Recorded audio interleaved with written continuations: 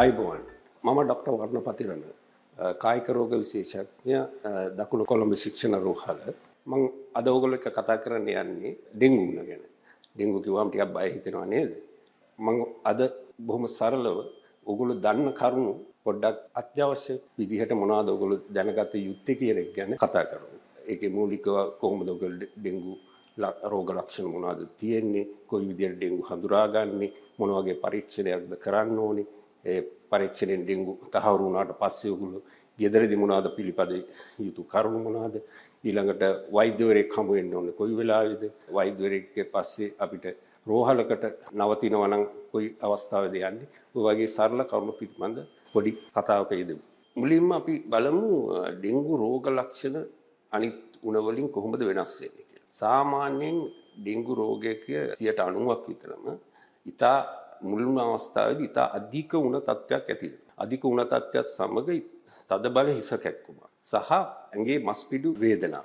ඔය කියන රෝග ලක්ෂණ 3 තියෙනවා නම් සාමාන්‍යයෙන් ඩෙන්ගු කියලා හිතනවා. සාමාන්‍යයෙන් තියෙන සෙම්පතිස්සා ලක්ෂණ, එතකොට බඩේ රිදුම, එතකොට අජීර්ණ ගති, ඒවා හුඟක් වෙලාවට ඩෙන්ගු රෝගයත් එක්ක මතුවෙන්නේ නැහැ. නැති වෙන්නෙම නැහැ කියලා කියන්නේ නැහැ.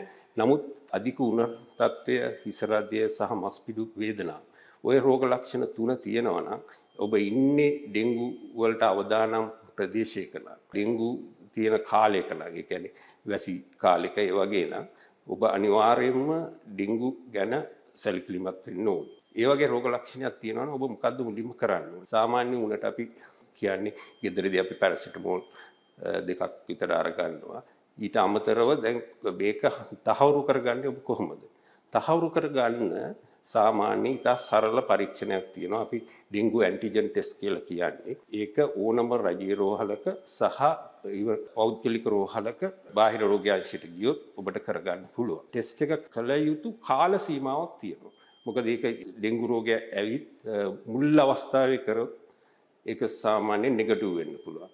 කාලය පැනලා කළොත් ඒක ආයි නෙගටිව් වෙන්න පුළුවන්. ඒකේ කාර පරාසය කියන එක තව වැදගත්.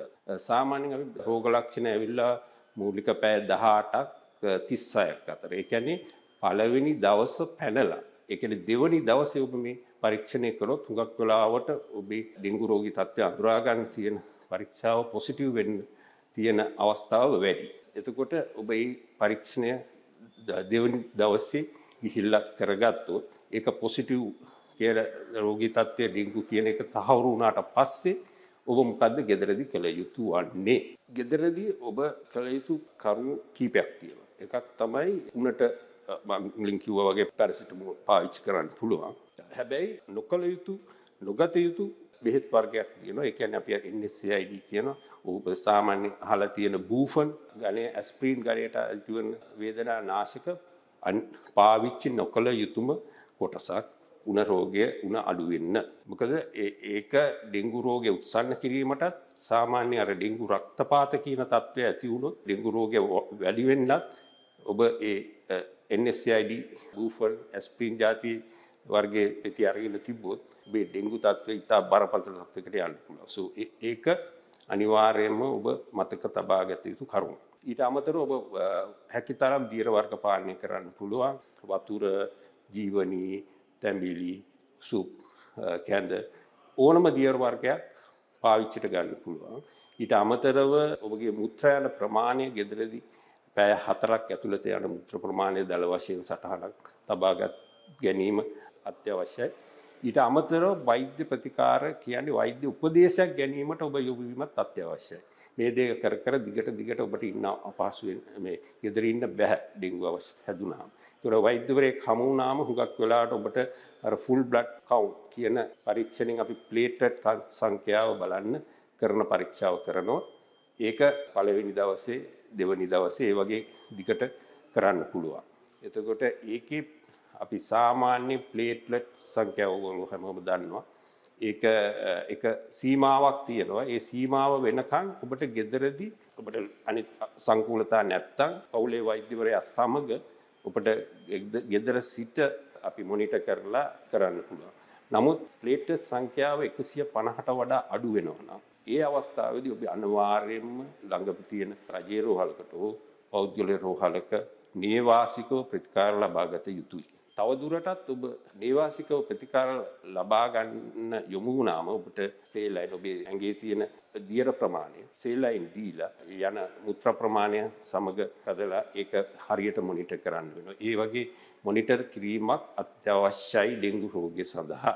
ඇත්තටම ලොකු ප්‍රතිකාරයක් කියන දෙයක් ඩෙන්ගු වලදී ඔබ නේවාසිකාකාර වුණත් දෙන්නේ නැහැ. මොකද ඒකට බෙහෙතක් කියන දෙයක් නැහැ.